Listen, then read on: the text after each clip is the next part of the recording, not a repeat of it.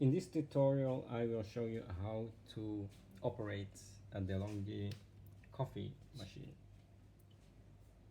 So make sure that there's water in the reservoir.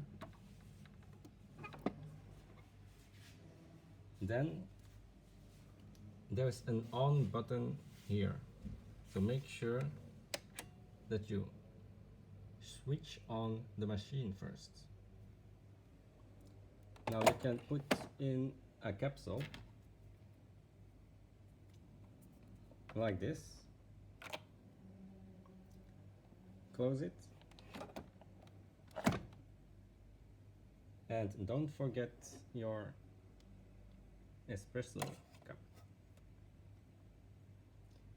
Now it has stopped blinking, so now you can push the button.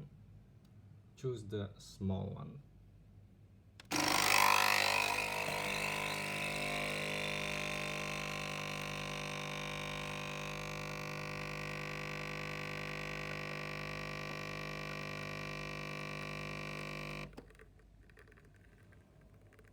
And here we have it, an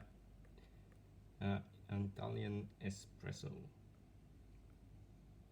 You can add some milk to it and enjoy.